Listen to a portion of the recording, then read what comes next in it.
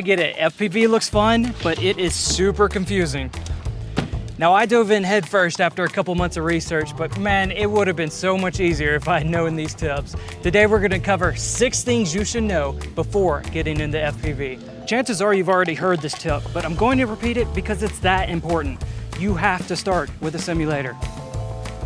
Now, I get it, this isn't the most sexy of tips, but the fact of the matter is FPV drones are difficult. They can turn completely upside down, and if you don't know what to do in that situation, you're just gonna... How we learn what to do is by using games called simulators.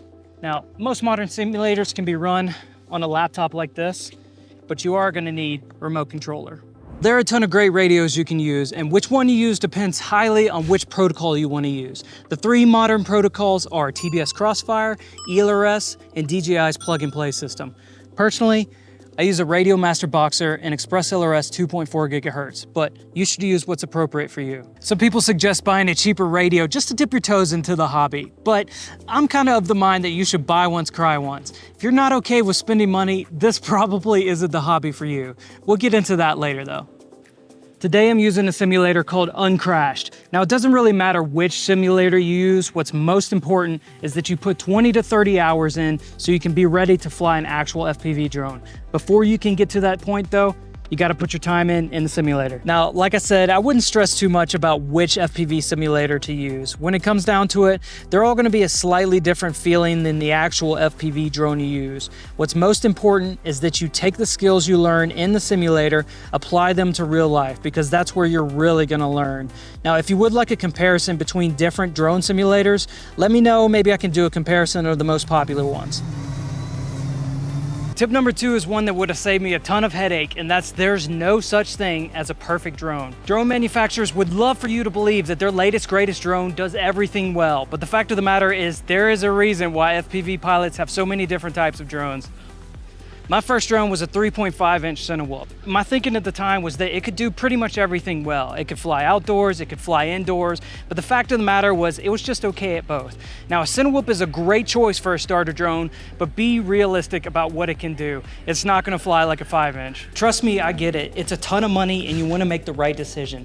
But honestly, it's hard to go wrong with any drones nowadays. They're all basically the same with only a couple subtle differences. If you wanna know what type of drone to get a Cinewhoop if you want to fly close to people or indoors, and get a 5-inch if you want to fly fast or do freestyle. That brings us to our next point, which is FPV is expensive. So we already know we need a drone, we need goggles, we need a controller. That's a pretty hefty investment up front. But wait, I want to do cinematic flights, so obviously I need a GoPro. And wait, these GoPro batteries die pretty often, so I should probably get some spare batteries for the GoPro. And wait, speaking of batteries, I need batteries for the drone. It doesn't fly very long. So I'll buy some batteries. And I need a way to contain that, so I buy a fireproof container. And you know what? I'm gonna buy some more batteries just in case. They don't last very long. And wait, I have all these batteries and I don't have a way to charge them. So I gotta buy a battery charger. And since I'm doing all these flights, I'm probably gonna be crashing a lot, so I need some more props. Wait, if I'm crashing, that means I'm breaking stuff, so I need a toolkit. However, if I wanna do cinematic flights, then I need ND filters for the GoPro. And speaking of crashing a lot, I should probably protect the O3, it's really expensive, so I should get some filters for that. And wait, I need a way to carry all of this, so I need a backpack too. FPV is expensive. Something not many people on YouTube will tell you is when you're starting out, don't try and fly at long range. There are so many little things that can go wrong. You just have no idea what you don't know. In fact, when I first started, I actually lost a drone flying long range. I haven't seen it since. I have no idea what happened to it. It was just poof, gone in an instant. This has to be one of the most common comments I see on YouTube. Is this drone appropriate for long range? Can I fly long range with this drone? Well, you know what? If you have to ask, you're not ready to fly long range. Just focus on learning how to fly, and over time, you'll get a conceptual understanding of what it takes to fly long range. You'll understand RF patterns, you'll understand battery capacities. There is so much that can go wrong. So when you're a beginner, don't try and fly long range. So you've put your 20 to 30 hours into the simulator and you're finally ready to fly for the first time. You may be tempted to start in the handicap modes like angle or horizon, but tip number 5 is learn how to fly in acro. Trust me, I know it's exciting and scary and you want to take precautions to not explode your drone on the very first flight, but you're going to be crashing a lot. If you want to fly like all of your heroes, they all fly in acro. So that means you need to rip the band-aid off, learn to fly in acro. The sooner you learn to fly acro, the sooner you'll develop that muscle memory, which will help over time. Now, I know it's difficult to start with, so if you're having trouble, start with small stick movements and maybe lower your rates a little bit. Now, you guys have to like and subscribe because I'm doing this really ridiculous setup and I'm doing it in public just for you. Bonus tip. Here's a bonus tip. Here's a bonus tip. Make sure not to point your goggle lenses at the sun or you'll burn a hole in them, just like I did, so don't do that. Bonus tip.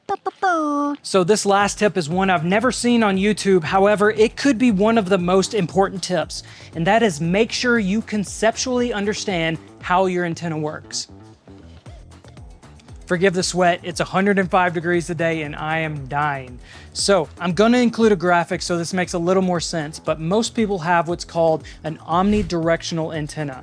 Now to get the maximum range out of this, you need to point it at your drone like this. The weakest signal comes from this point here. So if you point it at your drone like this, you may actually lose connection surprisingly close. In contrast with an omnidirectional antenna is a directional antenna. Now how this works is the signal is strongest directly in front and falls off very quickly to the sides and to the rear. This is really for specific use cases. Most hardware is gonna come with omnidirectional antennas.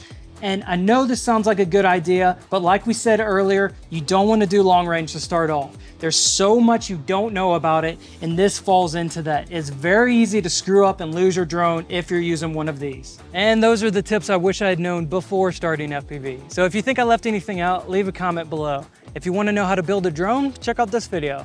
If not, YouTube thinks you'll like this video. All right, thanks for stopping by. I'll see you next time.